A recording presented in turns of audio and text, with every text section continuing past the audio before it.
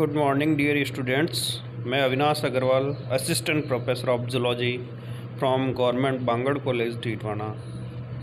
आज हम BSc part third के पेपर सेकंड एनवायरमेंटल बायोलॉजी से बायोजियोकेमिकल साइकिल्स या जैव भू रासायनिक चक्रों के बारे में जानकारी प्राप्त करेंगे। तो आइए सबसे पहले हम समझते हैं कि ये जैव भू रासायनिक चक्र किन कड़ियों के बीच में चलते हैं और इसके अंदर क्या होता है। The biotic components and abiotic components are linked together through energy flow and nutrient cycling. यहाँ पर जो जैविक और अजैविक घटक है वो एक दूसरे से ऊर्जा प्रवाह और पोषकों के चक्रण के द्वारा जुड़े रहते हैं। It's also known as nutrient flow, nutrient cycling, biogeochemical cycle in the ecosystem। इसको हम पोषकों का प्रवाह, पोषकों का चक्रण या जैव भू रासायनिक चक्र भी कहते हैं, जो हमारे पारिस्थितिकी तंत्र में लगातार चलते रहते हैं। The elements which are essential for the survival of both plants and animals are called as nutrients। और वो सभी तत्व जो कि पादप और जंतुओं के जीवित रहने के लिए आवश्यक होते हैं उनको हम न्यूट्रिएंट्स के नाम से या पोषक तत्वों के नाम से जानते हैं। अब हम देखेंगे न्यूट्रिएंट्स कितने प्रकार के होते हैं उनकी मात्रा के अनुसार। तो ये दो श्रेणी में विभक्त किए गए हैं, मैक्रोन्यूट्रिएंट्स और माइक्रोन्यूट्रिएंट्स। तो पहला macronutrients। The elements needed in large amounts are called macronutrients। अर्थात वे तत्व जिनकी अधिक मात्रा जीवों को आवश्यक हो उनके पोषण के लिए उनको हम गुरु या दीर्घ पोषक तत्व भी कहते हैं। उदाहरण CHON जैसे कि carbon, hydrogen, oxygen, nitrogen, calcium, magnesium, phosphorus इत्यादि। फिर आता है micro nutrients. The elements needed in small amounts are called micro nutrients. अर्थात वे तत्व जो सीमित मात्रा में आवश्यक हो उनको सूक्ष्म पोषक तत्व कहते हैं। उदाहरण boron, cobalt, strontium, zinc, copper, nickel, molybdenum इत्यादि। इसके बाद हम देखेंगे nutrient cycles. The nutrient cycles यानी कि पोषक चक्रण। The cyclic flow of nutrients between the biotic and abiotic components is known as nutrient cycle और बायोजियोकेमिकल साइकिल। तो इसकी परिभाषा हमने पहले ही पढ़ ली है इस बारे में। The nutrients enter into producers and move through the food chain and ultimately reach the consumer. यहाँ सबसे पहले जो पोषक तत्व है वो मृदा से पादपों में पहुँचता है और पादपों में वो खनिज लवणों के रूप में पहुँचता है जल के साथ घुल के, और यही फिर उसका आगे शरीर का निर्माण करता है जिनको शाकाहारी अपने भोजन में शामिल करते हैं। और वो शाकाहारी फिर मांसाहारी का भोजन बनते हैं और खाद्य श्रृंखला और खाद्य जाल के माध्यम से ये पोषक तत्व जीवों के मध्य आगे से आगे बढ़ते जाते हैं। The bound nutrients of the consumers after that are decomposed and converted into inorganic substances which are readily used up by the plants and again the cycle starts. तो यहाँ देखो सबसे पहले खाद्य श्रृंखला एवं खाद्य जाल के माध्यम से मृदा में उपस्थित पोषक तत्व, मृदा या वातावरण में उपस्थित पोषक तत्व पादपों को प्राप्त होते हैं फोटोसिंथेसिस की प्रक्रिया के दौरान, और उसके पश्चात उनको खाद्य श्रृंखला में जो अलग अलग पोषक स्तर है उनके जीवों के द्वारा आगे से आगे इनको पहुंचाया जाता है।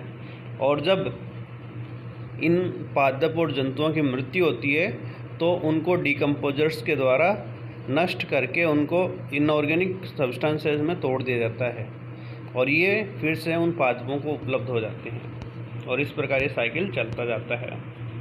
अब हम जो न्यूट्रिएंट साइकिल है उसको दो कैटेगरी में डिवाइड कर सकते हैं। पहला है गैसियस साइकिल और दूसरा है सॉलिड साइकिल। तो इस चैप्टर में हम दो प्रमुख साइकिल के बारे में पढ़ेंगे, जिसमें एक तो जल चक्र है और दूसरा है कार्बन चक्र। तो गैसियस साइकिल का मतलब क्या है वो समझ लेते हैं। पहले तो जो वातावरण है इसमें कुंड या सोर्स की तरह कार्य करता है, और इसका जो वापस लौट के जितनी मात्रा आती है वो 100% होती है, अर्थात इसमें चक्रण के दौरान किसी प्रकार के पोषक तत्वों की हानि नहीं होती है, अधिकांश मात्रा पुनः साइकिल में लौट आती है। The major nutrients like CHON are cycle again and again between biotic and abiotic components of the ecosystem. ये जो CHON या कार्बन, हाइड्रोजन, ऑक्सीजन, नाइट्रोजन है, वो मुख्य रूप से जैविक और अजैविक घटकों के मध्य चक्रण करते जाते हैं। Hydrological cycles, moment of water in a cyclic manner is known as hydrological cycle. तो यहाँ पे पहला जो जल चक्र के बारे में हम पढ़ रहे हैं, जिसमें कि जल का प्रवाह है वो साइक्लिक फॉर्म में होता है। अभी इसको हम एक चित्र के माध्यम से आराम से समझ सकते हैं कि जल चक्र किस प्रकार कार्य करता है। तो यहाँ जो जल चक्र है उसमें सबसे मुख्य जो जल राशि है वो समुद्र है, जिसमें पृथ्वी का 97% जल उपलब्ध रहता है, और ये अथाह जल राशि है। उसके ऊपर जब सूर्य चमकता है तो वहाँ इवापोरेशन या वाष्पीकरण के द्वारा ये जो जल है वो वाष्प में बदलता है और ये बादलों में चला जाता है। इसी प्रकार ऊपर की तरफ आप प्लांट्स को देखो, वहाँ पे भी आपको देखने को मिलता है जल की हानि, जिसको हम ट्रांसपिरेशन या इवापोरेशन दोनों ही कुछ कह सकते हैं, पर मुख्य रूप से इसको हम ट्रांसपिरेशन ही कहते हैं, वाष्पोत्सर्जन, क्योंकि यहाँ पे जैविक घटनाएं होती है। यहाँ पे गार्ड सेल्स है, यहाँ पे आपकी जो कोशिकाएं हैं वो इसमें नियंत्रण करती है। तो यहाँ पे भी जल की हानि हो रही है पादपों के द्वारा, और समुद्र में भी जल की हानि हो रही है। तो इन दोनों से जब जल बादलों में पहुँचता है तो संघनन की प्रक्रिया होती है, जिसमें कि जो जल है उस बादलों में लगातार इकट्ठा होता जाता है और उसकी डेंसिटी बढ़ती जाती है, उसका घनत्व बढ़ता जाता है संघनन होने से। तो फिर उसके पश्चात में आगे क्या होगा, जब ज़्यादा संघनन हो जाता है या फिर उसके बाद किसी बड़े पहाड़ से टकराते हैं, इस तरीके से वो चलते चलते तो वो फिर समुद्र पे भी वर्षा करते हैं और स्थलीय भागों में भी वर्षा करते हैं, क्योंकि हवा के प्रवाह के साथ साथ में ये बादल दूर दूर तक फैल जाते हैं। अब ये यहाँ पे एक तरफ वाटरफॉल के रूप में हमें दिखाई देता है, तो दूसरी तरफ स्नोफॉल के रूप में दिखाई दे सकता है बड़े पर्वतों पे। अब यहाँ हम देखते हैं कि सबसे पहले समुद्र से जल भाप बन के उठा, पेड़ पौधों से वो वाष्पोत्सर्जन के द्वारा भाप बन के बादलों में इकट्ठा हुआ और उन बादलों से फिर वापस वो बरस गया। तो ये सिंपल सा साइकिल हाइड्रोलॉजिकल साइकिल है। इसके पश्चात हम देखते हैं कार्बन साइकिल। तो कार्बन साइकिल की जब हम बात करते हैं तो पहली चीज़ तो ये है कि कार्बन का स्रोत कौन है, ये समझना होगा। तो कार्बन का सबसे बड़ा जो स्रोत है वो है एक तो वातावरण में उपस्थित कार्बन डाइऑक्साइड स्वयं, और दूसरा स्रोत है इतने लंबे वर्षों से जो पेड़ पौधे फॉसिल्स के रूप में दब गए हैं, जो पेट्रोलियम, प्राकृतिक गैस और कोयले के रूप में दबे हैं, वो कार्बन स्रोत होते हैं, जिनको जलाने पर CO2 मुक्त होती है। और साथ ही समुद्र जो है वो सिंक की तरह कार्य करता है, इस CO2 की अधिक मात्रा को अवशोषित करने में काम करता है। तो इस प्रकार ये मेन चीज़ें हैं। और साथ ही जो प्लांट्स हैं वो फोटोसिंथेसिस के द्वारा CO2 को कंज्यूम करते हैं, काम में लेते हैं, और बाकी जीवों की तरह रेस्पिरेशन के द्वारा ही वातावरण को पुनः लौटा देते हैं। तो आइए हम देखते हैं इसमें क्या हो रहा है। सबसे पहले तो हम इधर प्लांट्स की तरफ देखते हैं। Storage as soil organic matter, plants take up CO2 during photosynthesis और plants respire CO2 into the atmosphere. तो प्लांट्स तो बैलेंस चल रहे हैं, वो ऊपर वाले चित्र में देखो, फोटोसिंथेसिस जो हो रहा है वहाँ पे CO2 काम में आ रही है और रेस्पिरेशन में वो वापस खर्च हो रही है। तो प्लांट्स का तो इस तरीके से काम चल रहा है। फिर उसके बाद हम देखते हैं समुद्र की क्या स्थिति है। Plants respire CO2 into the atmosphere. Fossil fuels are used by industry.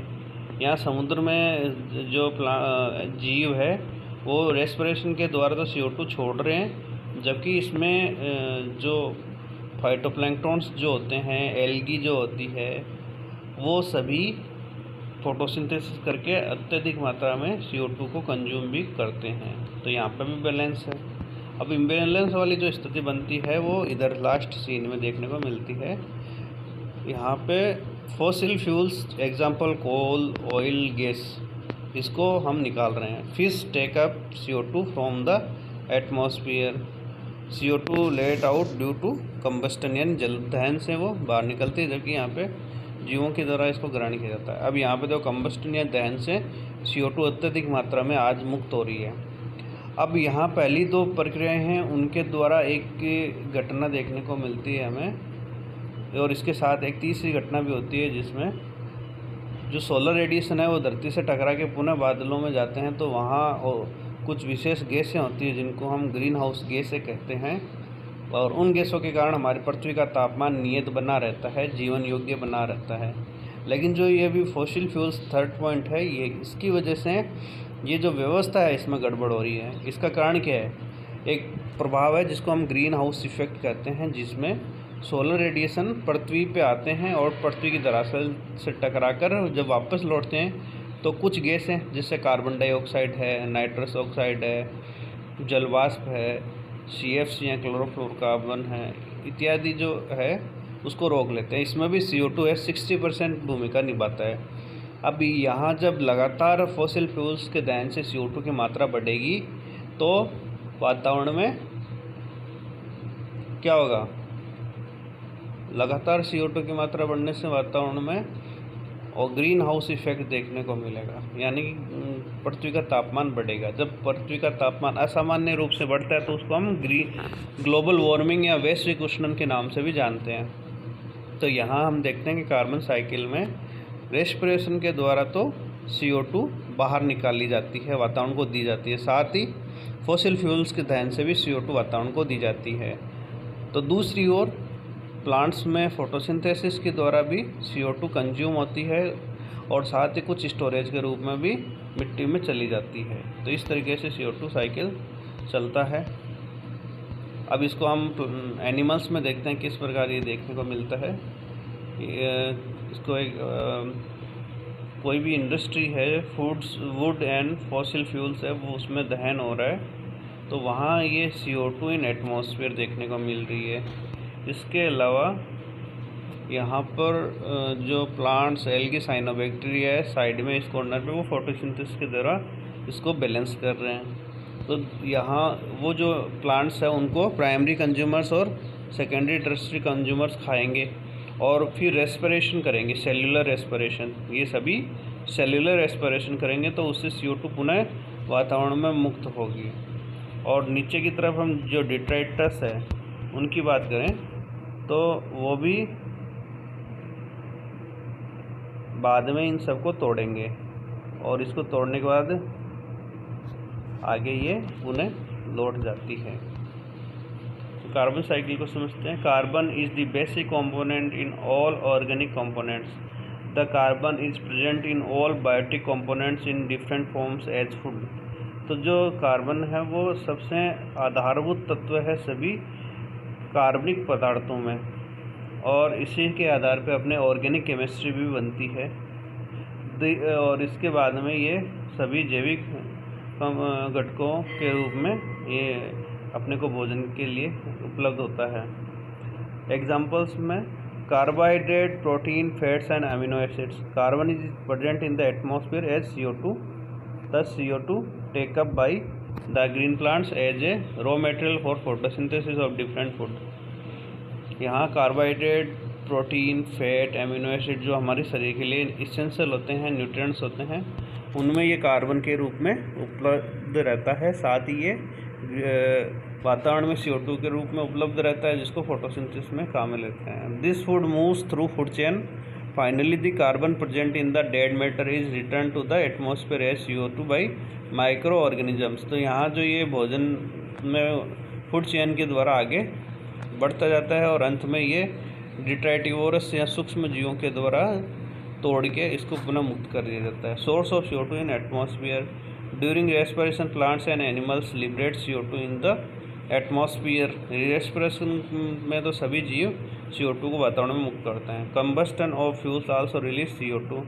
अब जब दहन होता है तो उसमें भी CO2 को मुक्त किया जाता है।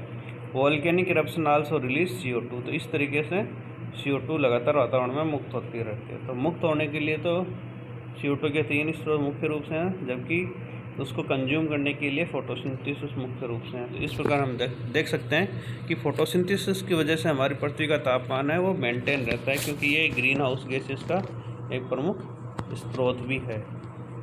धन्यवाद। वीडियो को शेयर करें, लाइक करें और अच्छे से समझें।